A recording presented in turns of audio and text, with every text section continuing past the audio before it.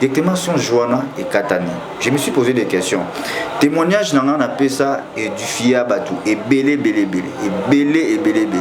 Et même Namoko est motivé à fois même notre maman. Alors il y a des gens catholiques, mais lorsque à comment écouter un pasteur toute église catholique qu'on l'a nappé qu'on quota d'église de réveil et qui par rapport il y a Onzamba c'est la Gibiso parce que même fois je bénis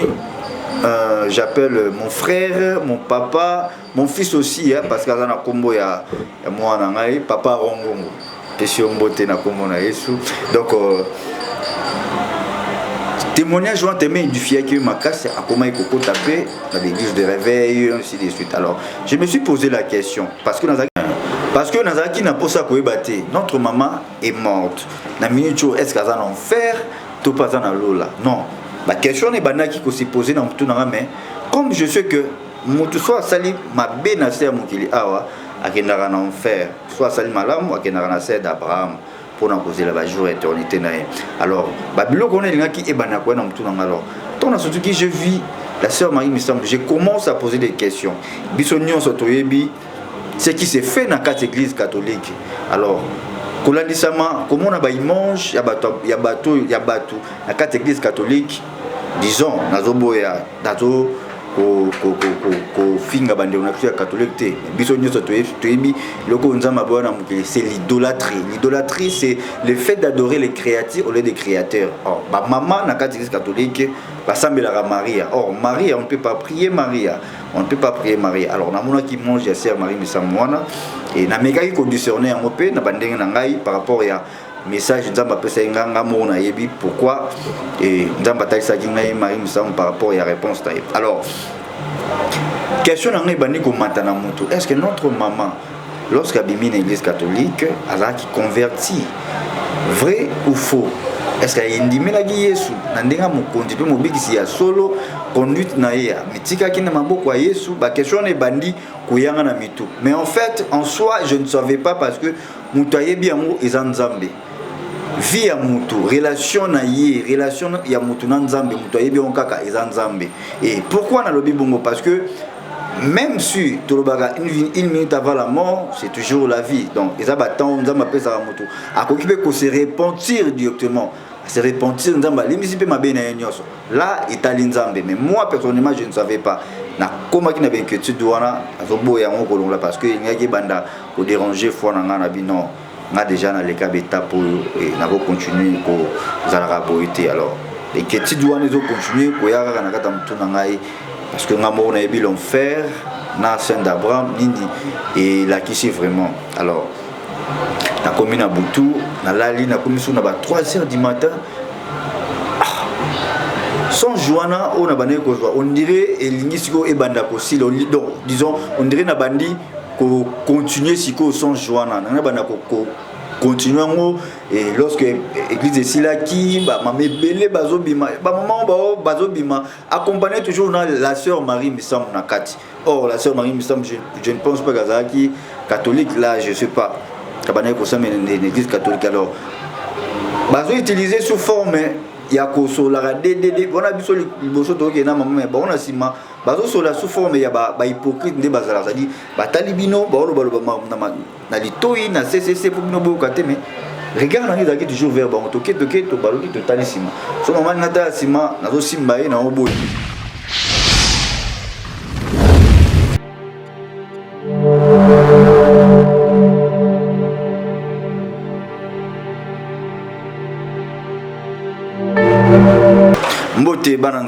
En tout cas, Kolo Pambola Bisso, merci pour votre fidélité à travers cette chaîne EHP Media et merci Nabande Konyon sur la première partie. C'est bel et bien moi, votre frère Brice, papa sympa, et je suis là pour vous. Toujours continuer toujours à raconter Bino et comment était passé la mort de ma maman avant et puis après et dans le qui première partie et contenu attente aussi ça qui veut monter. Alors avant tout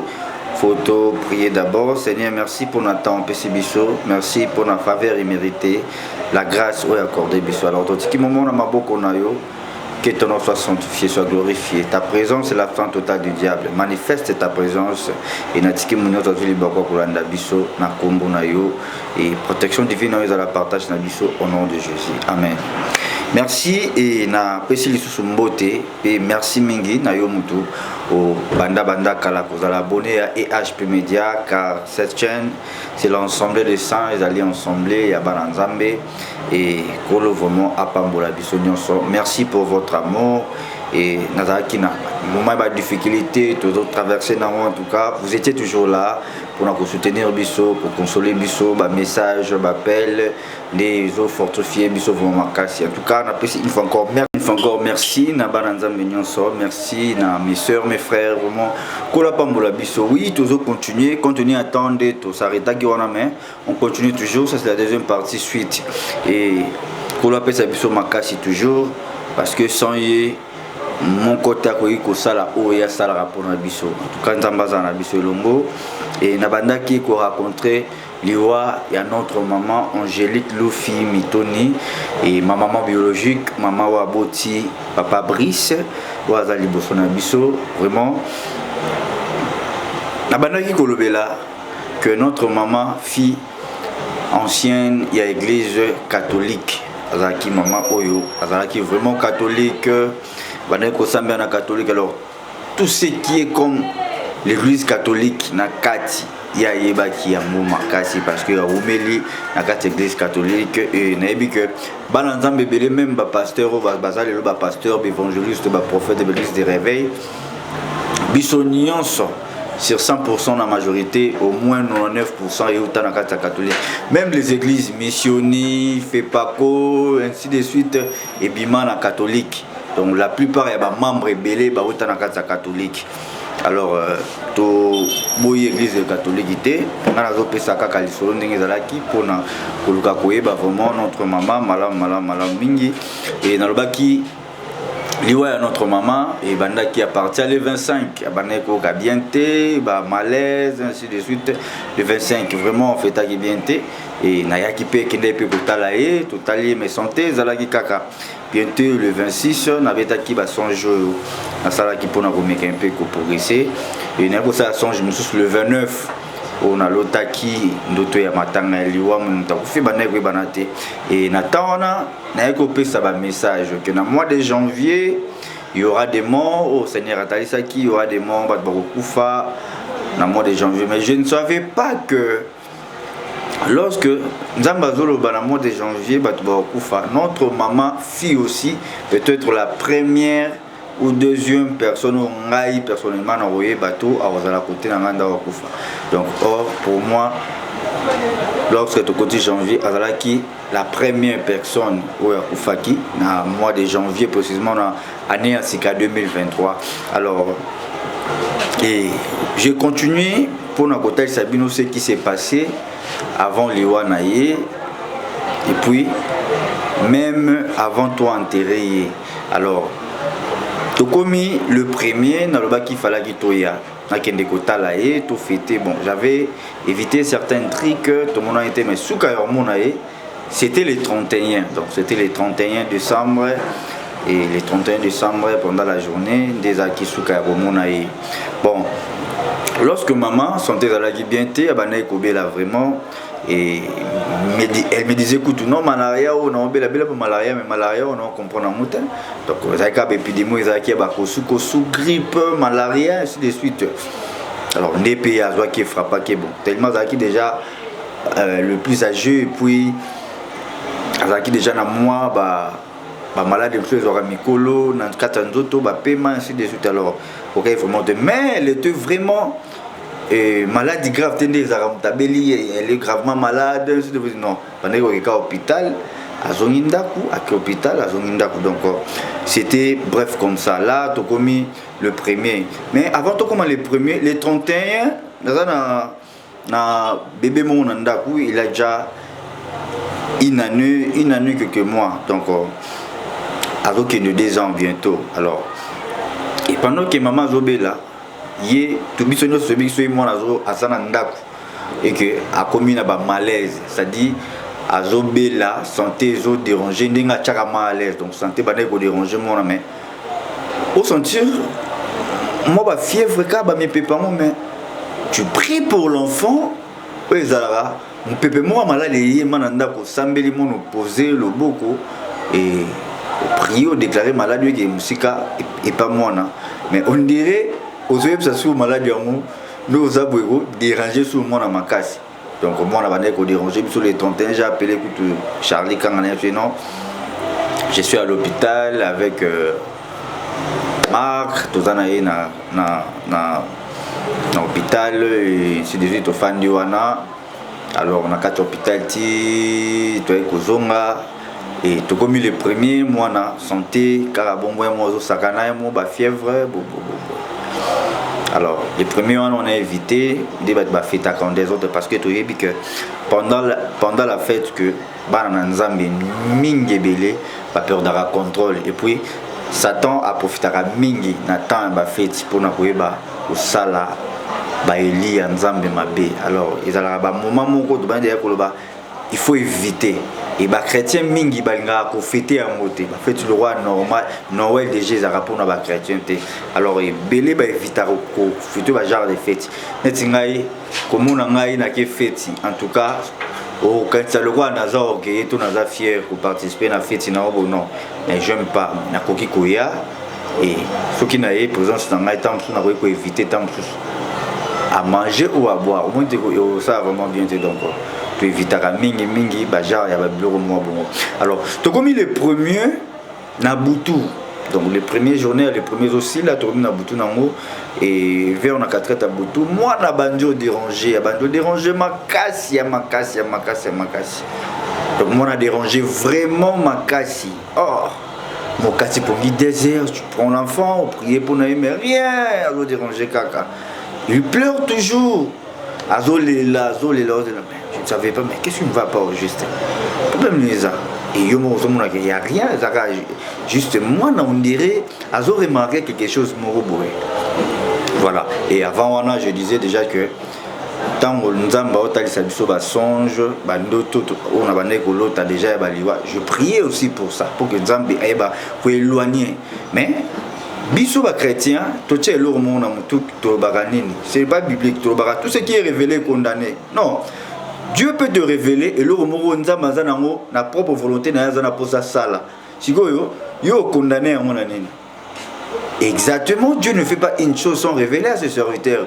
nzamba ko sala lo moko te sans révéler ba salina oui c'est-à-dire nzamba ko akolobela yo à travers mutu akolobela on a songe akolobela on ndoto mais cela ne veut pas dire que Yoko qui empêcher volonté en Zambé de tomber ça tout ce qui est révélé condamné. Gloire à Dieu parce que ce n'est pas biblique. Donc cela veut dire tout ce qui est révélé il va condamner Oyo Yamabe et puis ça contrement na volonté en Zambé. Tout ça contrement na volonté en Zambé. Là on condamné en haut. Mais où est-ce que Nzambé a la question dengue total qui na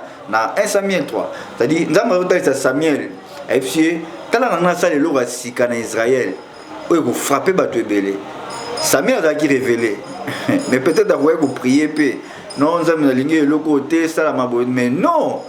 ils ont qui volonté en Zambé ça dit Zambé n'a pas ça là quelque chose na yo ko empêcher mon ndimo et voilà pourquoi na baki na debi na première partie na prière na biso lorsque tu Zambé là il faut demander la volonté du Seigneur peu importe prière au ça là Seigneur bénis-moi protège-moi ainsi de suite mais toutefois que ta volonté soit faite des prières christiques la prière moi faut que ba ko sambela mingi volonté en Nzambe ezani même likolo ya ba vie na biso peu importe auto ko senga Nzambe e ko zala Nzambe batelanga salabo mais to senga mingi volonté na ye tant senga volonté en Nzambe likolo vie na yo ozomona ke otambusa mabe selon yo te parce que nous avons zolinga aibi ke yo zo senga volonté na eli kola vina yo et combien de personnes ba senga nzambe pambolanga nzamba pambola bango bon mengo wana nzamba pesa ki bénédiction et mimi na liwa vous voyez un peu donc faut ko senga mingi volonté ya nzambe alors to comme le premier na butu moi na badolela papa Monique so za mwana na ndako ezebela ba parents bazara ce qui bana ya miki bazo déranger bon na butu au mona il faut qu'on abandoke au moment qu'on abandoke na famille est-ce qu'un tel le roi ya kina ndako tel le na butu ya mona bandole la boy est-ce qu'un tel to sola qui na téléphone te ina bandi est-ce qu'un tel le roi memaki mwana yene ya onde mwana bandi na butu tel azando non oyo koluka koyeba eza que Seigneur bilobi gardez silence et moi je combattais pour vous et nga soki na senti ba biloko bongo je me dis toujours nalali nanga nzambe yo mongo oyebi et c'est tout to komi le 2 na tongo à partir à 6h toujours que 7h et notre téléphone est sonné on m'a appelé allô papa Brice wana nièce nanga mtabengai et moi na ya grand frère elle m'a appelé oh non mémé est morte oh béni le Seigneur et nazalaki mbala moko surpris. Pourquoi nazalaki surpris? Écoutez-moi très bien. Lorsque nous avons bandai koloba, à songe, même au fond de mon cœur, à partir de la période où je sentais déjà quelque chose. Et puis nous avons abandaki kolinga à faire préparer ngai. Et voilà pourquoi biso batolanda qui enterrement même dans la vidéo pour mon que nazalaki vraiment paniqué et puis même malgré tout bois qui va m'amoussou ba mestement ici de suite et ça là dans l'église catholique on a invité ça parce que Zaki ba bilo moko ya côté mais on était posé parce que Nzambe a préparé qui déjà alors le 2 ba bengai mère akufi avant na kindenga moko na mona ya akufi le 31 lorsqu'on a commis pour inviter le premier alors les 31 lorsqu'on a commis panaye maman non bien notre maman commence il y a opambola biso ton frère oui na bengi ba frère ba yaki wana pe na simana mais nga déjà avec bénédiction et il m'a dit que non en tout cas nzamba pambola yo bozaba dangai faut bozala bomoko conseil maman pe sarabana et à lobi nga kutu na osika na mais au lobi boende yo malade ne ko so ba biloba loba tellement bané ko ba trop j'ai compris na bino eza malaria cérébrale moni malaria so efandi mingi na kata nzota moto et comme ça rappelle bongo donc bon moto siko na mo penser et ba kiso zo milande et si ça moto ta non ne fait si ça était de non yoka na bila vraiment beauté et banda ezaki na besoin ba numéro ya batu mususu kuta koma sola na bango et si maman zobela bongo je ne pensais pas que il me kufa non parce que ça qui n'est bien je ne pensais pas même dans quatre tout n'anga n'est que le Seigneur m'a montré que les arbaliwa mon réseau les naïbs sama et comment non seulement dans mon kili et puis dans la famille parce que ce total décembre janvier bah koufier belé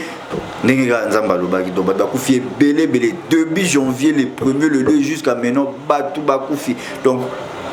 même pas épidémie ou ana où ils ont frappé bah tout mais aussi accident mort subite et frappé battu belé. Alors lorsqu'on a vu le message Johanna le 31 et le 2 que mère a confié le Seigneur vraiment volonté d'en continuer quand on salama na bimi kuto rapide na zimu tuka papa tipa na na kuti l'exemplaire m'tossi mbazate donc batu nyonso bazolela et ton a commis sur le terrain na moni m'toto ta courage à rezoyer pour na kokitien na mort gazate qu'est-ce que je fais bouger ba jeune frère mazaino to simbaye to tchena kata mutuka to kei papa ngamo na zi courage na cotissier na morgue na remplir ba fiche ainsi de suite et journée wana nzamba pesanga makasi moko tu ne peux pas imaginer. Alors, ton assisi maramwana nyonso à côté na morgue après siko na zongi et na téléphone na ye na pesa ki mon jeune frère moko est ton kaka basango ya kinde bomba marate wana et maman ainsi de suite azana ba connaissance na ye azana ba camarade na ye ba msusu ba maman ba catholique ba donc ba maman belé bon na boaki koza na téléphone wana le roi zaki na jeune frère mo pemene ba voisin kaka bande ko lingi mingi ya mobile kutu parole azuka esangai nazwa frère wana le rôle ndeko na ngai donc nazwa parce que maman bando lingi tellement et na tikela ke téléphone ya mère na bisi non il faut ya mara appel na enda bandi ko sola alors quand je me suis rentré à la maison ton azoi na ndaku na silisi makamno na tient na manque na komi na fandi avant on a publié message que non on est privé maintenant maman na biso akufi boy na fandi de na ki tristesse wana na ki mawana et donc mawama ezongi on a commis abattu Fox News on a zaki na mo esili on a déjà maman na manque na sai maman nyonso na fandi na bandi sigo ko imaginer. Vous savez, tant que vous allez être trop cher au pembe na yo, tout la maman, tu dis que maman azarawana pour nous protéger bana. À cause de l'autre, elle a rien en fait, mais si tu as un problème, vous avez un problème au songo vous avez vraiment une difficulté. La première personne où vous allez consoler, ils allez à maman. Donc ils allez à maman. Et pendant que tu es malade, vous allez même les hommes mariés, vous allez vous balader déjà, vous allez bala. Mais moi si ton mobali azako s'occuper na yo mais lorsque ta maman aïe même si elle a rien mais sera commis kaka déjà tout le temps a commis place yozali il faut se sentir à l'aise parce que bazarana bilo comme on nzamba pesa bon même leur façon de parler au sentir que on a déjà consolé la présence naïe on a consolé donc biso surtout bana mibali bato bazwaka ba soin na biso malamu koleka ba mama ou baboti biso non je n'ai pas dit que basi bazwaka ba soin na biso te mais plus eza maman et malgré tout comme on a ba âge moko déjà et maman ça n'est bien sûr mais vous en avez besoin madame à ça la paix quelque chose oui à prendre soin na yo mais maman elle sera toujours en première position donc maman elle sera toujours en première position bah ça va être moko même tant aux arabana j'imagine encore quand j'étais un petit enfant notre maman me disait toujours on brise et ngai na kufa leloté parce que bino il faut beaucoup là beaucoup ma papa bibimba faut beaucoup tabana et après nzamba benga ngai et effectivement prière na ye ekokisamaki prière na ye ekokisamaki vraiment alors tant on a zoina ndaku je me suis senti abattu na lembi et je commence à imaginer vraiment maman qui maman bobelé à moko tu es chez toi mais il faut kende olia quand même pas na ye au mona ye quand même fanda bosola et certaines choses à qui so qui a lobby ce qui a lobby na yo et vous na mutu au penser non kokai ko n'est pas nae bo fandi bo lié bo meli bo seki moka er moro mo na simza ki wana za babosa na rara do ba mama soit simsio lo no mo babosa na do alors certains trucs que comment ko zongela na mutenge elingi et mais un peu ko affaiblir kondimato fois na ngaba na poser la question non Seigneur pourquoi tu as fait ça pourquoi tu as fait cela ainsi de suite alors na linga quitté et le quoi n'est comme on a mutuna parce que na bi que nzamba tala kaweza kundima na biso et na fandi to komi na butu akendaki na zongi susu place to chaki matanga pa grand frère on a fandi wana et to sololi papa mais lorsque na zongi suna ndaku ba ko se poser ba question wana non imitalinga mon abino oeza ba preuve nzambe azotalisanga et entre parenthèses année 2022 et mes frères, ma sœur, Boulota Labiso, Ezaki, Anemoko, surtout pour nous, Ezaki, Anemoko, Ezaki, facilité, je peux dire. Ezaki, Anemoko, facilité, parce que sur le total, en 2022, je fais au moins 3 mois, Nambetou, Boujarate, tu es empoisonné, Ozokokakote, les matés, imaginez 3 mois au lit, tu es responsable, et 3 mois au lit, au Bimarata, Libanda, le Pamonté. Alors, nous sommes Ezaki, bref, et puis, il a fin, il y a année, maman, vous voyez un peu. Or, quand j'avais compris que l'année 2022, Zaki Anemoko y a facilité, et puis Zaki Anemoko sur tali calcul, on a le belaki 2 2022, on a 3D, donc on a 3D, 2 plus 2 ça fait 4, plus 2 ça fait 6. Or 6, ils ont un chiffre déjà bien été. Ils ont un chiffre et habitumba makas, ils ont marque de la vête. Donc quand tu as 6 à 66 aujourd'hui, 6 on a multiplié et ça a 6 à 66. Alors ils ont un facilité. Et voilà pourquoi mon Bible lobby na bisona Psaume 34 et 19. Le malheur atteint souvent les justes, mais l'Éternel en délivre toujours. C'est-à-dire, vie à mon ensemble nyonso, osana pour ça obligation, il faut autant pour la preuve, il faut que les canapés preuve. Ça veut dire toleka qui na be preuve moko ya makasi et je n'ai pas dit que be preuve en c'est non nzamba talaka toujours ndenge nous marché la plus importante zalaka oui ko yamba yesu le quoi mon kondipe mobiksi mais ce qui est important zali comment marcher avec Jésus-Christ ndenge nous tambona yesu et yemoko Jésus-Christ avant la ta couronne ya gloire ala ta qui d'abord ekotia nzubene ekotia nzube likolo ya croix cela veut dire ekotia nzube eza le roi be preuve avant amona kembo na ye atambola ki na be preuve alors le roi biso ba chrétien on est obligé ya kotambola na même chemin on a parce que lorsque ba bengi biso ba chrétien christianisme tout ça bato bazo mekola Yesu Christ alors yo mekola Yesu Christ kaka na gloire mbamo oze et couronne ya gloire tena mtu non il faut otambola na chemin wana et yemoko na prophète balobi je marche dans le chemin de la justice pour donner du bien à ceux qui m'aiment alors muto alingaka Yesu atambolaka selon nzamba lingi et puis azo mekola nzela nyonso Yesu alingi alors année 2022 ezaki facilité pona yo mon frère ma sœur maman papa et il faut yeba que il faut ezala pekaka pasi pona yo pour que lorsque malheur ils ont eu là-bas juste l'Éternel notre Seigneur a télé marawana pour nous délivrer bango alors ça qui vraiment facilité et lokowana alors teko kuma na butu na bandi kolala et mo pongizo ye ezokima pongizo ye okima tu me comprends pas na bi oyo engeko masiko souci alors ce n'est pas bon et je vais éviter je prier Seigneur que ta volonté soit faite et tu as fait qui bon mon yo sala osali yo mutu pesaka yo mutu olongolaka alors je donne makambo nyonso na maboko na yo oyebane osala na ndenge yo olingi et ko sala songe moko ya muke ya 2 minutes et avant na beta songe wana je lis d'abord Ecclésiaste chapitre 1 je prends directement verset 14 la Bible dit je prends verset 3 quel avantage revient-il l'homme de toute la peine qu'il se donne sous le soleil une génération savant il vient à la terre subsiste toujours le soleil se lève le soleil se couche il soupire après le lieu d'où il se lève najuit rapidement chapitre 3 verset 1 la Bible dit il y a un temps pour tout un temps pour toutes choses sous les cieux.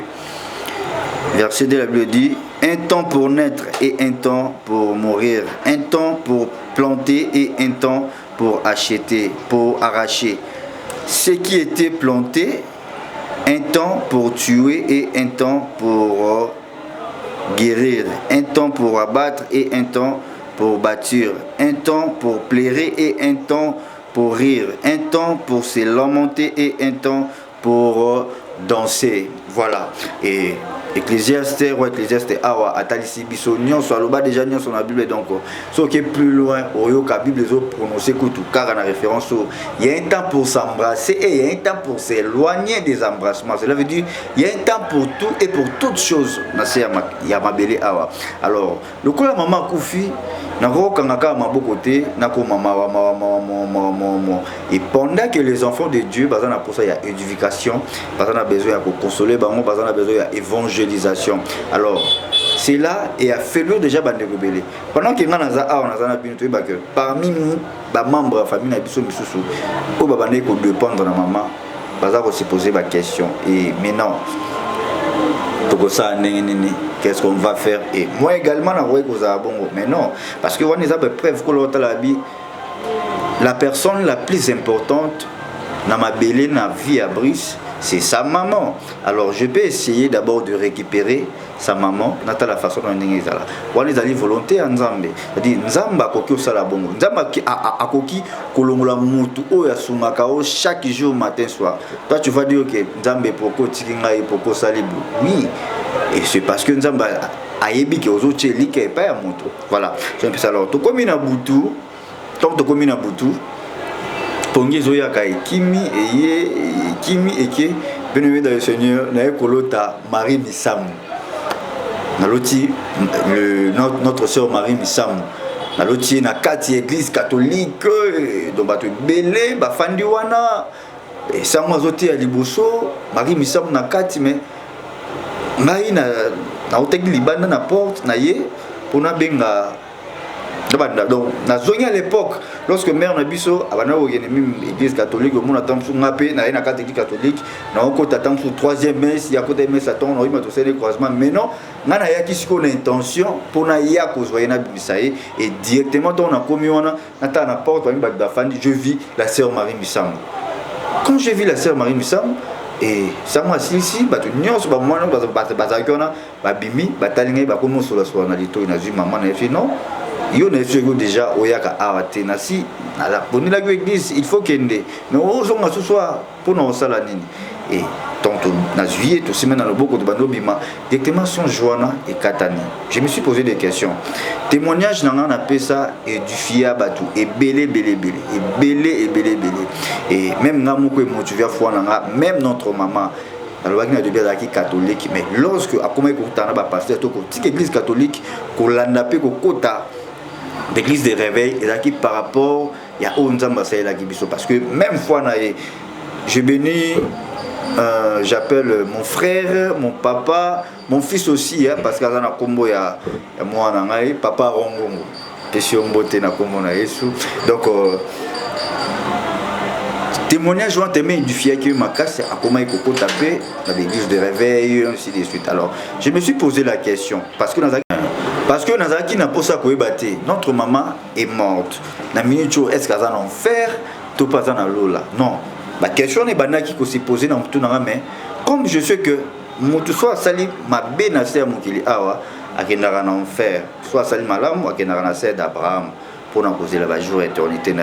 Alors, babilo connaît les qui est banako dans tout dans alors. Tant surtout que je vis la sœur Marie Missam, je commence à poser des questions. Bisognon sotoyebi ce qui s'est fait dans quatre églises catholiques. Alors, comment on a ba image, ya bateau, dans quatre églises catholiques, disons, nazoboya, nazo ko finga bande on a catholique té. Biso nyoso toyebi loko nzamba bona mukeli, c'est l'idolâtrie. L'idolâtrie c'est le fait d'adorer les créatures au lieu des créateurs. Or, ba maman dans quatre églises catholiques, ba sambela Maria. Or, Maria, on ne peut pas prier Maria. On ne peut pas prier Marie. Alors, na qui mange la sœur Marie Missam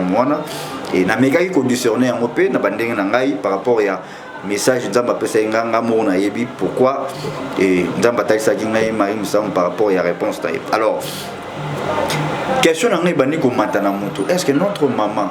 lorsqu'elle bimi une église catholique, elle a qui converti vrai ou faux?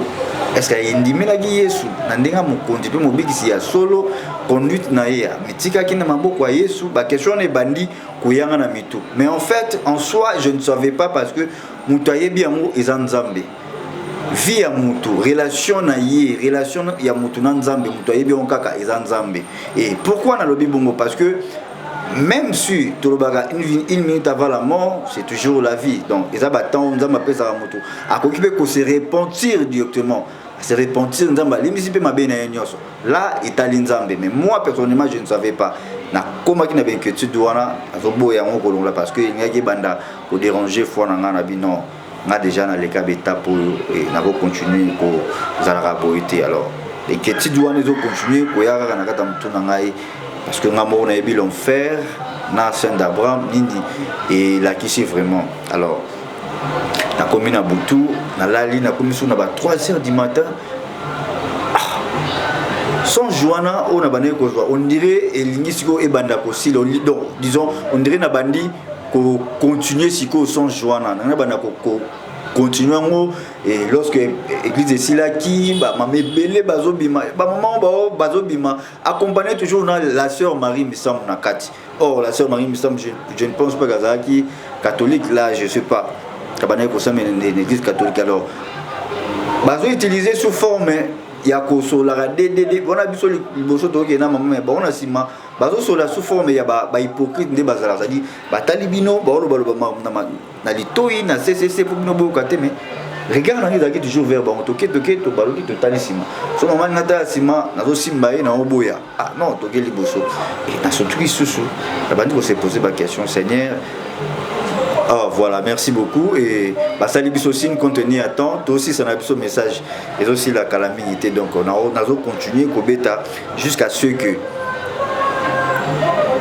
tolingaki to na maman. Qu'est-ce qui se fait? Parce que bah oui, bazara na basine na bango. Nous laisser les mots enterrer les mots, mais basine et banaka. Ceux qui aux amants dans un bocheka, même enterrement, avant enterrement, bah kunda certaines choses et ça la mara oui bon. Alors, n'a surtout cas to comme le Dewana et mon salle en zam mémoire zarana Saint-Loin azali prêtre azasango. Na Saint-Loin au benganga ya appel non maman est morte, vraiment tout solide et bana epé Kalabandak, donc depuis longtemps, ça fait au moins 6 ans, 7 ans. Et bah dans Kala et Tobani Kosolanaye à propos il y a enterrement, dingue Kozala, déjà qui peut faut mettre mort aux alamais. Na bois qui coïe sur le téléphone, nazala catégoriquement que non, il faut ça la matin ainsi de suite. Mais j'avais empêché ça. Pourquoi n'a empêché qu'il y a un relevé l'ango na suite donc tout ça la natique sous bande moins espace passe à la bureau on a bon tout ça rapidement na plateau pour na coacha fin donc tirer tout ça fin suite fin na makambo tout ça le alors c'est très important Ecclésiaste le biso il y a un temps pour tout il y a un temps pour neutre il y a un temps pour mourir et ils en ont tant au nion son mutakoki ko passer na serre mabele mais à quoi bon ou perdre au nion